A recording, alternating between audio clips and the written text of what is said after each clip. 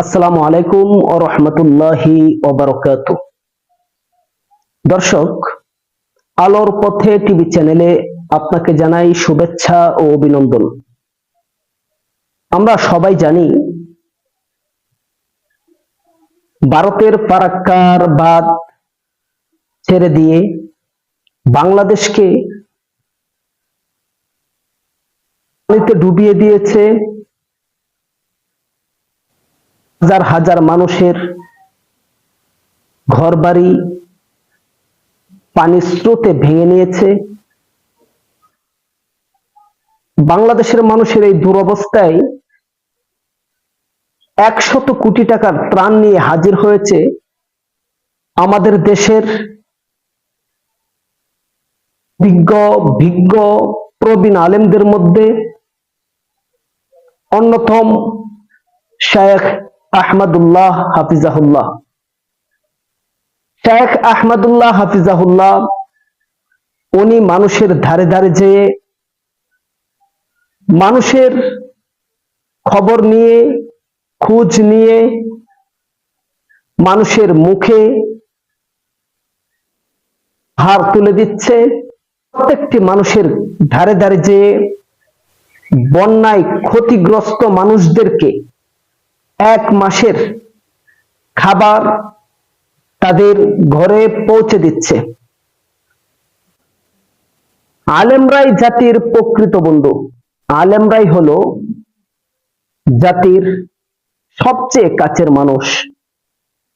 কিছু কিছু ক্ষেত্রে জাতি আলেমদেরকে ভুলে যায়, কিছু সুবিধাবাদী রাজনৈতিক ব্যক্তিদের কবলে পড়ে, ষড়যন্ত্রে পড়ে।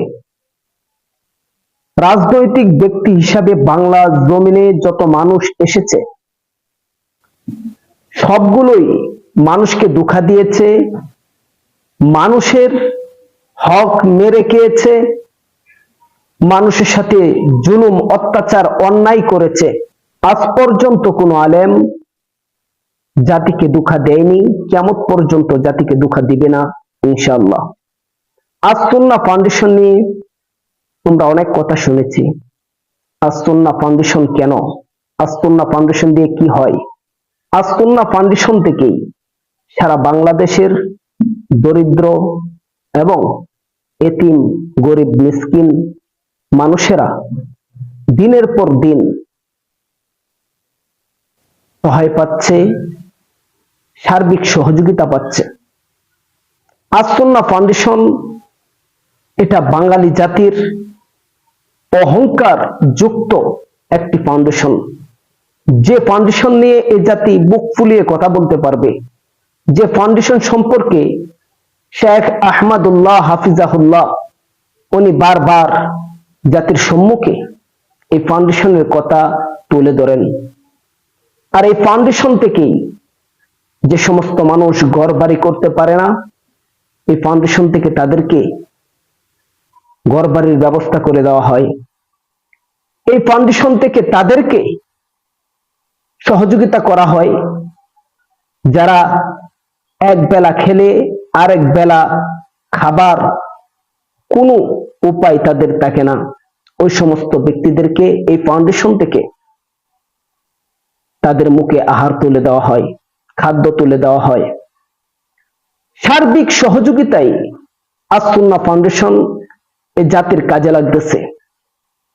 আলেম সমাজ জাতির পাশে দাঁড়িয়েছে পূর্বেও, এখনো দাঁড়াচ্ছে, ভবিষ্যতেও দাঁড়াবে।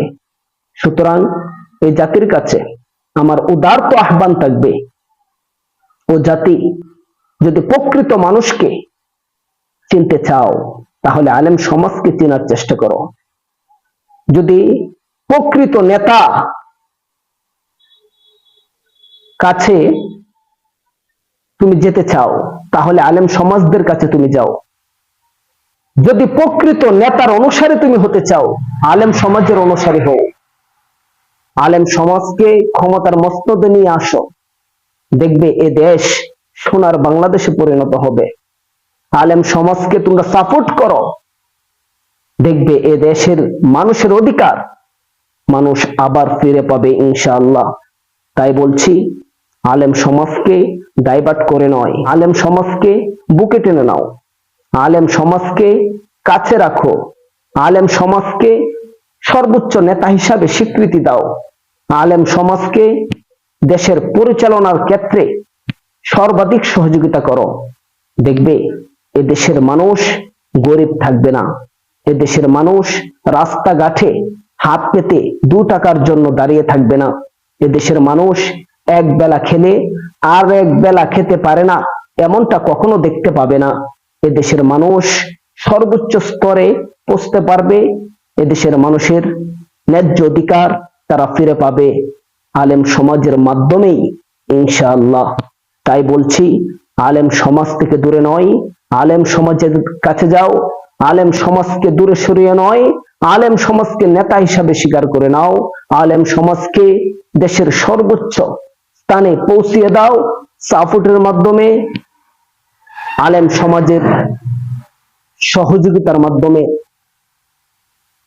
তবেই এদেশ সোনার বাংলাদেশ হবে, এদেশ ইসলামী রাষ্ট্র হিসাবে যেমন স্বীকৃতি পেয়েছে, ঠিক সেরকম ইসলামী কার্যক্রম এদেশের মাঝে বাস্তবায়ন হবে ইনশাআল্লাহ।